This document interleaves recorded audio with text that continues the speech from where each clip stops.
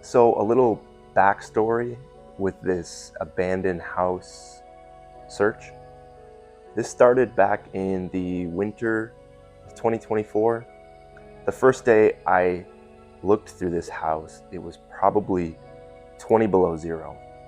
I had permission, so this is sort of a rare opportunity where I am allowed and given permission by the owner of the property to essentially do a search. A lot of times these homes have been sitting for years. Sometimes they don't have anything in them. Sometimes they are full of stuff that has just been abandoned to time. This particular one felt a lot like an early 90s time capsule. So a lot of the stuff that I found initially, I didn't get on camera. But as you can see, there was so much stuff to look at. I was still able to find some really cool gems on camera when I took you through this house. So the first thing I will show you is just the random assortment of vintage toys that I would find up in the attic, in boxes. It was definitely fun to just stumble across these toys kind of laying around. There wasn't really any rhyme or reason as to where they were just kind of sporadic throughout the house. But some of the coolest pieces were these. These are a series of toys called The Other World. These were released in 1982.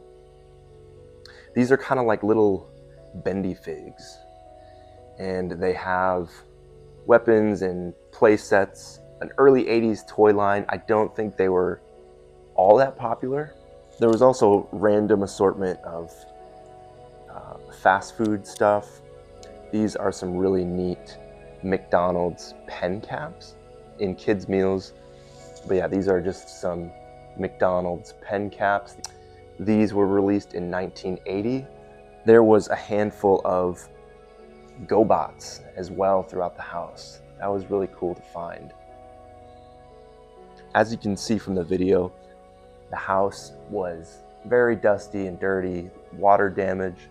A lot of stuff just wasn't salvageable in terms of clothing or electronics.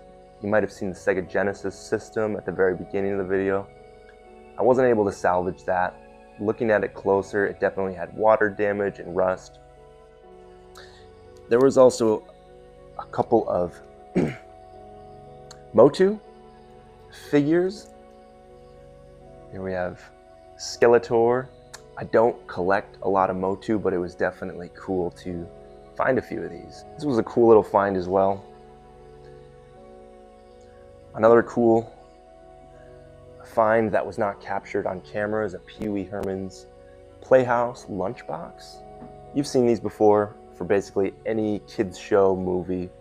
They just cranked out a lunchbox for any brand you can think of. I'm not a huge Pee Wee Herman guy, so I will probably part ways with this, but wanted to share it with you guys. Now, in the attic, there were quite a few boxes of clothes, linens, stuff like that, and I didn't go through all of it the first time I was in this property. There was definitely one box that I missed that was kind of a gold mine. This was such an unexpected find. This is a Eddie Murphy Raw Tour 1987 sweatshirt. Here's the tag by Signal. I soaked this in the tub with a plethora of cleaning products. Going up into this attic was like going into a late 80s, early 90s time capsule. It was kind of like whoever was in this house just left it in 1991 and everything was just kind of untouched. So that was a pretty unique thing to see. Cans that I remember drinking as a little kid. Now, the last thing I'm going to show you, I couldn't believe what we found sitting in this house. This is just insane. But I'm going to cut to a different angle and show you what I've got. This is nuts.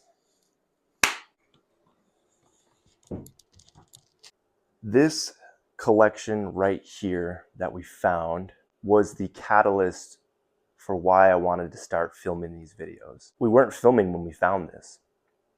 And it was just such an incredible find that just kind of sparked the idea to start documenting this. It was all scattered and separated and dusty and grimy and needed to be cleaned up.